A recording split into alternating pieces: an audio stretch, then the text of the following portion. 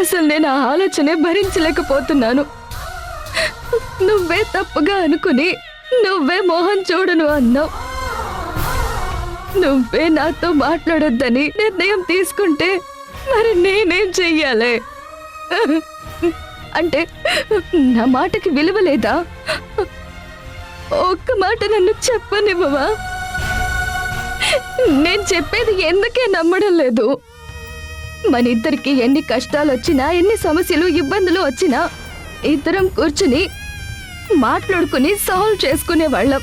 అలాంటిది ఇప్పుడు మనకి మనమే సమస్య అయిపోయామా? కూర్చుని మాట్లాడే అవకాశం కూడా నాకు ఇవ్వవా? నీ ప్రశ్నలకు నా దగ్గర సరైన సమాధానం లేకపోవచ్చు. అలా అని నీ భర్తకి నాకు ఏదో ఉందని అనేస్తావా? అసలు మా మధ్య ఏ సంబంధము లేదే. నన్ను నమ్మవే, నన్ను నమ్ము.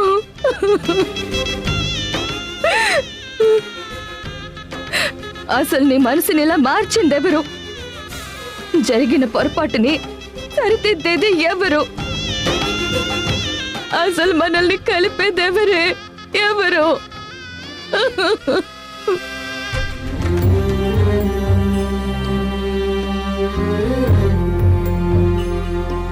మీ మనసులో సంధ్యని పెట్టుకుని నాతో కాపురం ఎలా చేశారు? నాతో బిడ్డని ఎలా కన్నారు? సంధ్య బిడ్డను తీసుకొచ్చి మన బిడ్డని సంధ్య బిడ్డ మొత్తం తెలుసు. అనవసరంగా తప్పు చేసేశానా? కోపంలో నోరు జారేశాను. సంధ్య మరీ మరీ మాట తీసుకుంది, వింధ్యకి తెలియనివ్వొద్దని. ఇప్పుడేం చేయాలి? ఎలా ఫేస్ చేయాలి?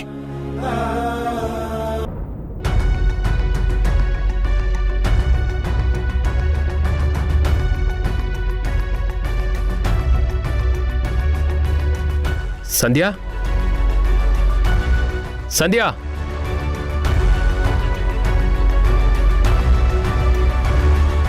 సంధ్య.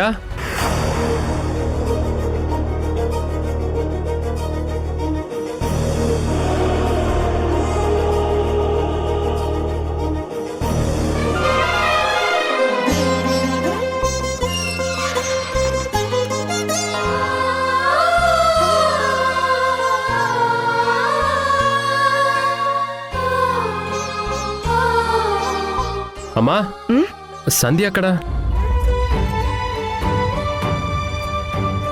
ఏం లేదురా, కొంచెం డిస్టర్బ్ గా ఉంది. గుడికి వెళ్ళొస్తాను అత్తయ్య అంటే వెళ్ళి రమ్మన్నాను. ఈ పాటికి వచ్చేయాలే. అదిగో సంధ్య వచ్చేసింది. ఏంటో దినా ఇంతసేపు ఉండిపోయా? చూడు పాప అన్నయ్య నీకోసం ఎదురు చూస్తూ ఎలా కంగారు పడుతున్నాడో. శ్రీజ. అమ్మ సంధ్య, ఇప్పటికే ఆలస్యమైంది, భోజనం చేద్దాం పద. వీడు నేను టాబ్లెట్స్ కూడా వేసుకోవాలి కదా.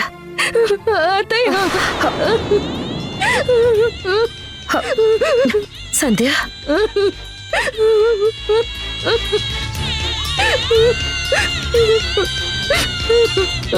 సంధ్య, సంధ్య, సంధ్య, ఏమైంది? ఆ కళ్ళల్లో నీళ్ళేంటి? సంధ్య, ఏమైంది? వదినా, ఏం జరిగింది? నాకంతా శూన్యంగా ఉంది అత్తయ్య.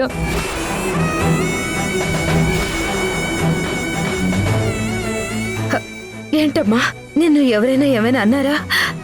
నువ్వు ఇలా అయిపోవడం ఏంటి? అయ్యో, నేనెప్పుడు ఇలా చూడలేదే. నా తల్లివి కదా, చెప్పమ్మా, ఏమైందో చెప్పు. నీకు నేనున్నాను కదా, చెప్పమ్మా. కాళ్ళ కింద భూమి కదులుతున్నట్టు అనిపిస్తుంది.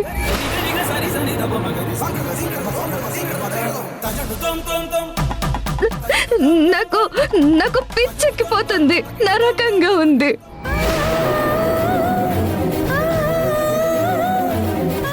నిన్ను అంతగా బాధ పెడుతుందంటే అది చాలా పెద్ద సమస్య అయి ఉంటుంది. ఏంటి సంధ్య అది? ఏం చెప్పాలో ఎలా చెప్పాలో నాకు అర్థం కావట్లేదు. నీకంత బాధ ఏమొచ్చిందమ్మా? అసలు నిన్ను ఇంతలా కష్టపెట్టింది ఎవరో? మాతృత్వాన్ని పనంగా పెట్టి నా మంగళసూత్రాన్ని లాగేసుకుంటావా?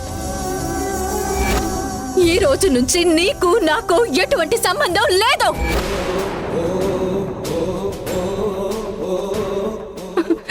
ఏం చెప్పనత్తయ్య? నా కర్మ ఇంతే అని చెప్పనా?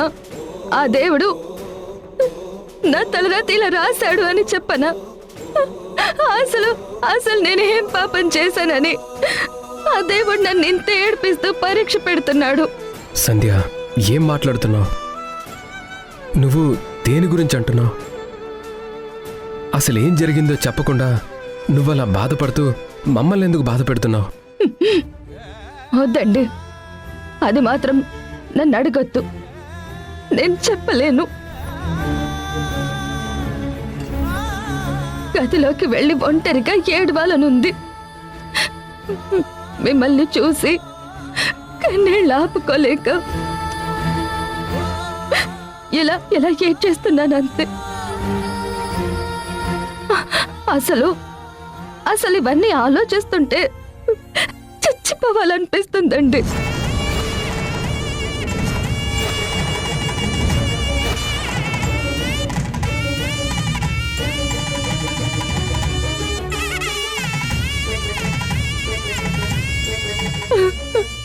వదినా, ఏంటిది? ఏంటమ్మా ఆ మాటలు? తప్పు కదా? సంధ్య, నిజంగా నీకు అలాంటి ఆలోచనే గనక వస్తే ముందు మా ముగ్గురికి విషం పెట్టి చంపి ఆ తర్వాత నువ్వు ఆ నిర్ణయం తీసుకో. ఏమండి, ఎందుకండి ఎందుకండి అలా అంటారు? ఎందుకండి నా మనసుకైన గాయాన్ని ఇంకా పెద్దది చేస్తారు?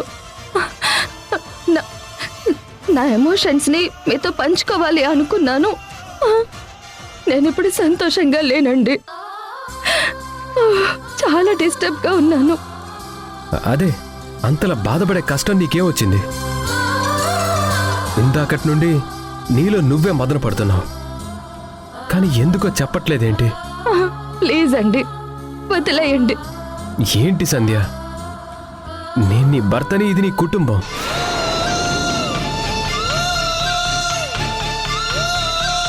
నీకేదో కష్టం వచ్చి నీలో నువ్వే మదన పడుతుంటే చివరికి చచ్చిపోవాలన్న ఆలోచన కూడా వచ్చిందంటే మమ్మల్ని ఎలా వదిలేయమంటావు? కుదరదు సంధ్య, నీ సమస్య ఏంటో ఇప్పుడు మాకు తెలియాలి. నువ్వెందుకు ఏడుస్తున్నావో మాకు తెలిసే వరకు నేను నిద్రపోను. చూడమ్మా, నీ కష్టంతో మమ్మల్ని చూసుకుంటున్నావు. అలాంటిది నీకు ఇబ్బంది వస్తే మాకు తెలియకుండా దాస్తున్నావా తల్లి? ఎందుకో నీ బాధని మేము తీర్చలేమా? అయ్యయ్యో, అలా అనుకోకండి అత్తయ్య. కానీ ఇప్పుడు నేనేమీ చెప్పలేని స్థితిలో ఉన్నాను. అత్తయ్య, దయచేసి మీరు అర్థం చేసుకోండి. నువ్వు నీ నోటితో మాకు చెప్పలేకపోయినా ఖచ్చితంగా అది నీ స్నేహితురాలు వింధ్యకి చెప్తావు కదా? తనకైతే తెలిసే ఉంటుంది కదా. ఉండు, వింధ్య గారికి ఇప్పుడే ఫోన్ చేసి అడుగుతాను. శ్రీజ, ఫోన్ ఎక్కడుంది? ఏమండి, వద్దండి. వింధ్యకి ఎట్టి పరిస్థితుల్లోనూ మీరు ఫోన్ చెయ్యొద్దు. అదేంటి, వింధ్య గారికి ఫోన్ చేయొద్దా? నీ స్నేహితురాలికి ఫోన్ చేయొద్దని నువ్వంటున్నావా? అవును, ఫోనే కాదు, తన ప్రస్తావన కూడా ఈ ఇంట్లో రావద్దు.